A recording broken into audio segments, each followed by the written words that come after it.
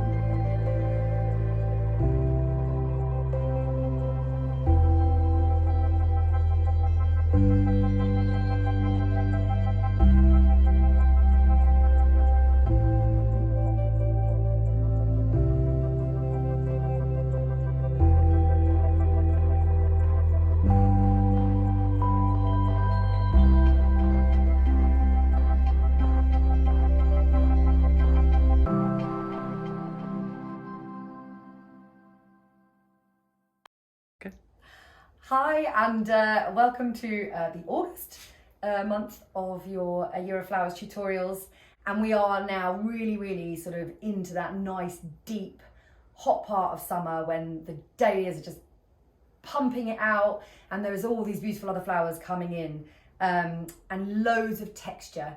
So I wanted to talk about that stuff today.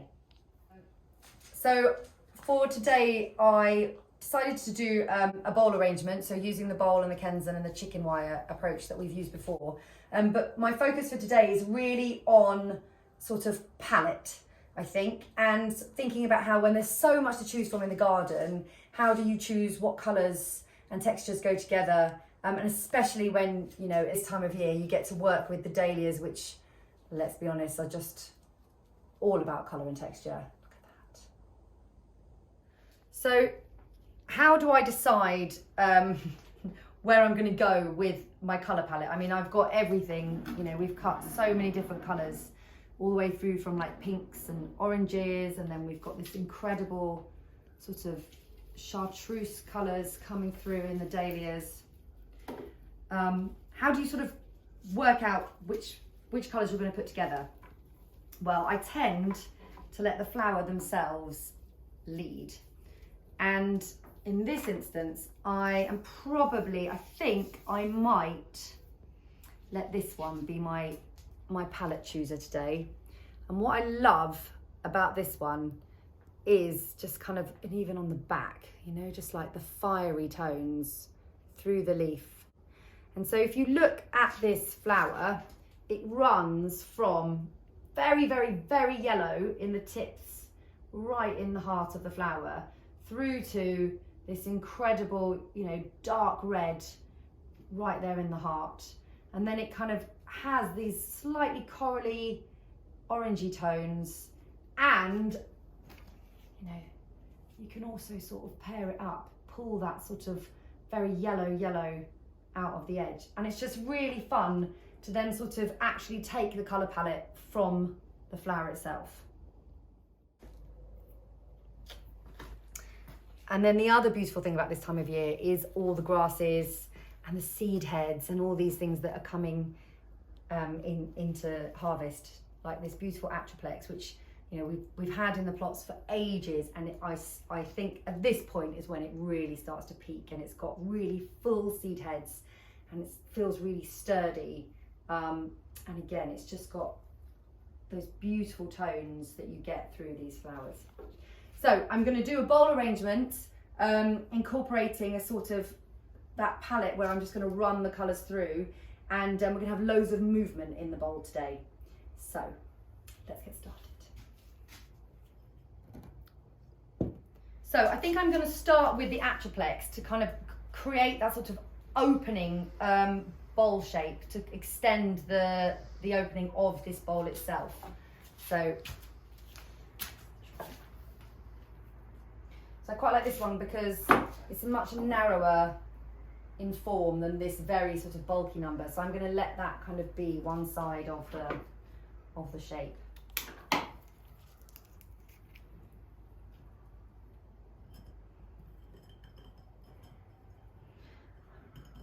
Anchoring it in onto my Kenzen, but that's just allowing me to really open up the bowl. I might take this Atriplex.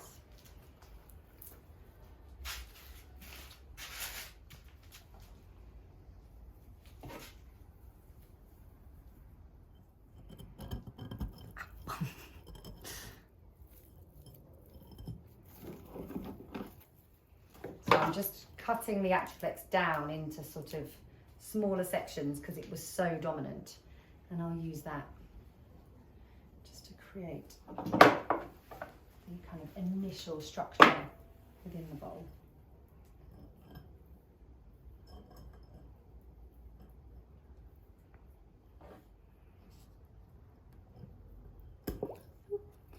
So this is allowing me to kind of extend the bowl out a bit further and also give a little bit of structure in the middle. So from here, I would then choose my main focal flowers, and I feel for this week, can't really go much further than that one. I've got a thing about black flowers, basically. So I'll let that one.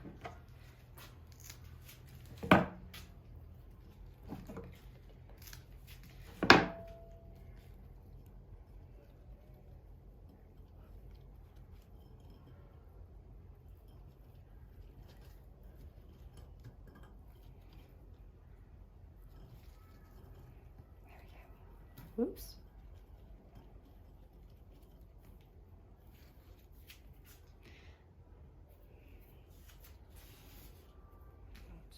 Look at that.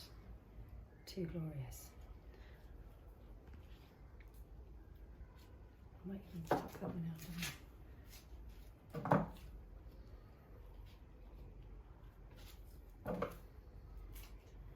And I think dahlias are really great because they are so good at allowing you to play with height, and they're really sort of generous in the way they curl round, and so you just can create really beautiful shapes within the vase where they sort of layer one on top of the other, which is a really fun way of arranging.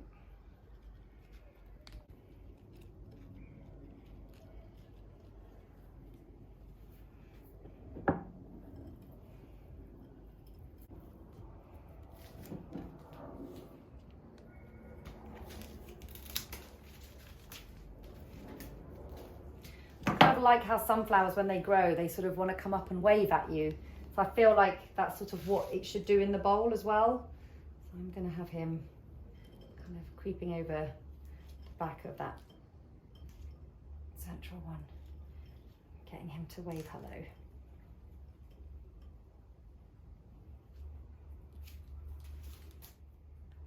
And the other really important thing about using dahlias is that you really don't want them all to just look forwards. You want them to be showing their faces to every different direction.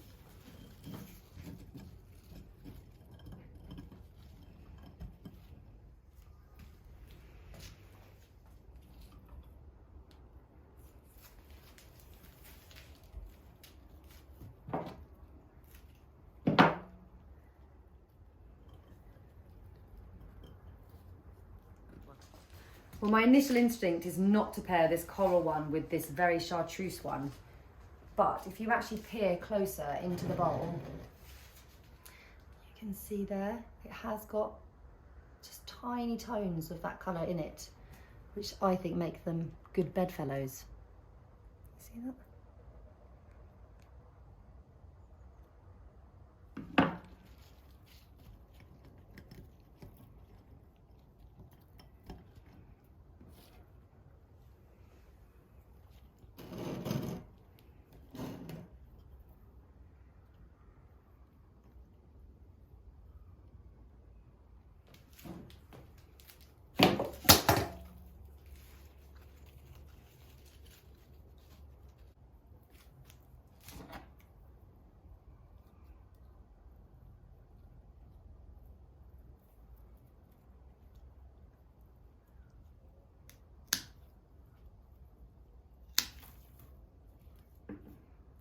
So this is where I think dahlias really come into their own, where you have this guy who's, you know, sunk quite deep in, and you just go 1, 2, 3, almost like springboards from one to the next. Nothing is ever at the same height.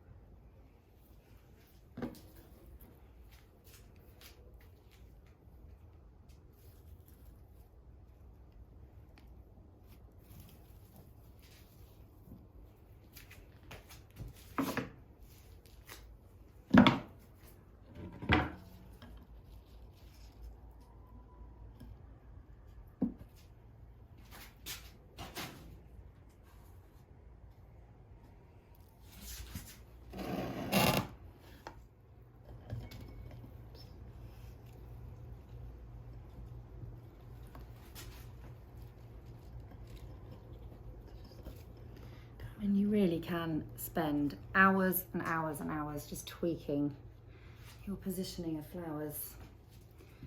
But it is such a meditative process that it doesn't matter.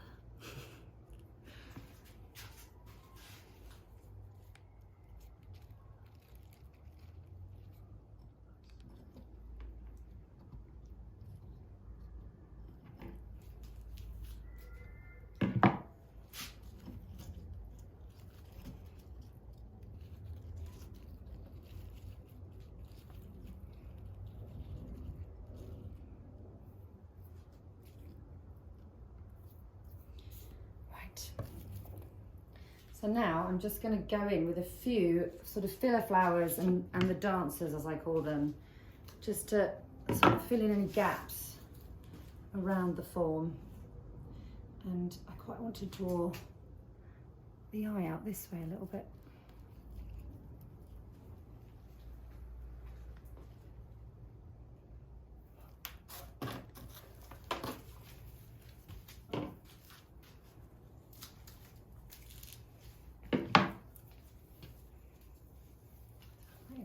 In quite over.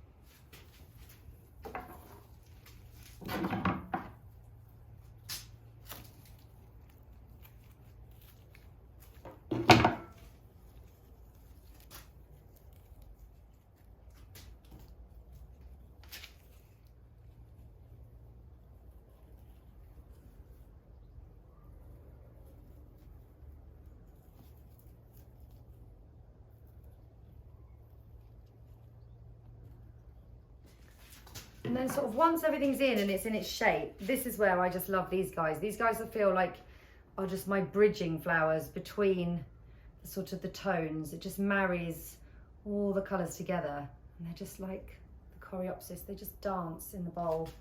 So much movement. So I'm just gonna give them a little scattering around for interest.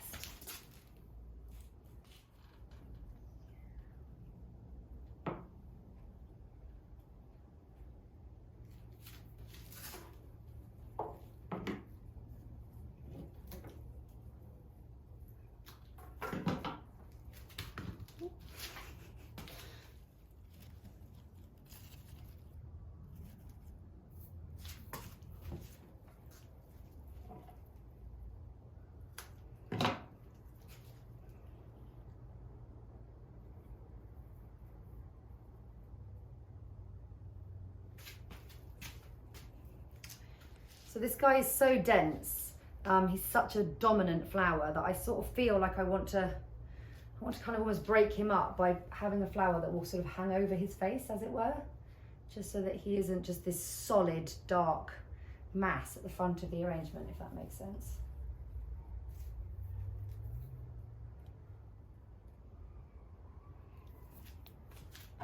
Get another coreopsis.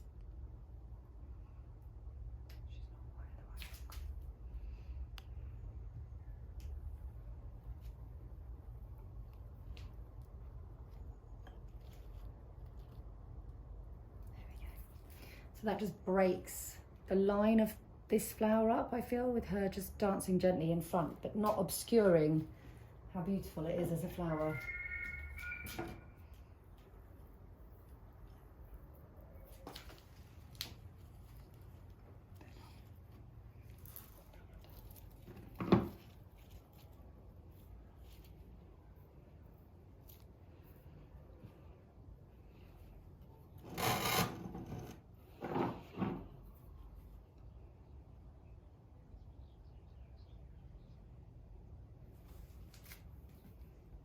What do I need?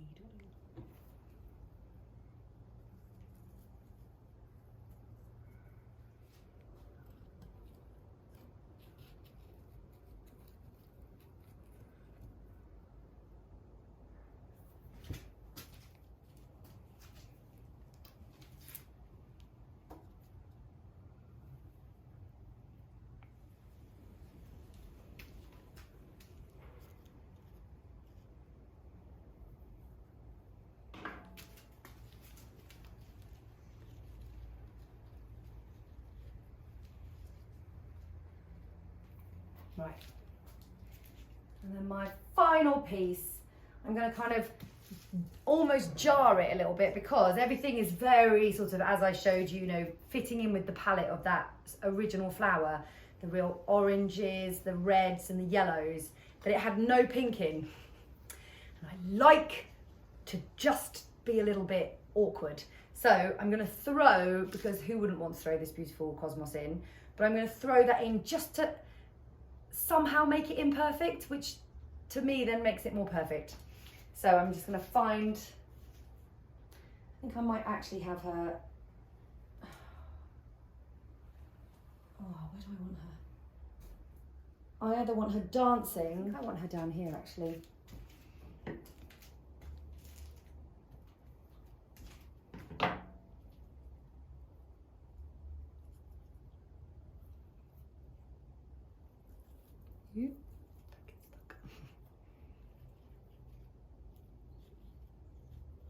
Find a way through for her, because she can be a little bit bashful, so I don't want her to disappear face down, but I want her dancing, so I've got to get her to the right length and in at the right angle. Now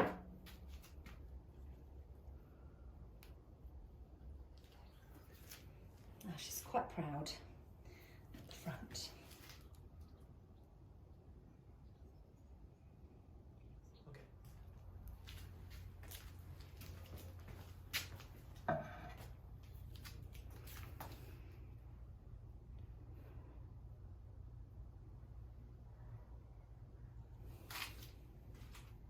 So weirdly, the whole thing, obviously, all the flowers are beautiful, but the bit that is really singing to me is just the two twists on these bits of grass, how they're kind of almost twisting towards one another. I'm just feeling that a lot. Can you see me? Is it too dark? Is it okay? So there we have it. You know, a bowl crammed with dahlias and grasses and texture, all at different heights and all leading off that original flower palette, that original dahlia, with just one cosmos, just to, you know, rough it up a bit. As ever, we would love to see what you make, and we hope you enjoy arranging your flowers this month, and enjoy your summer.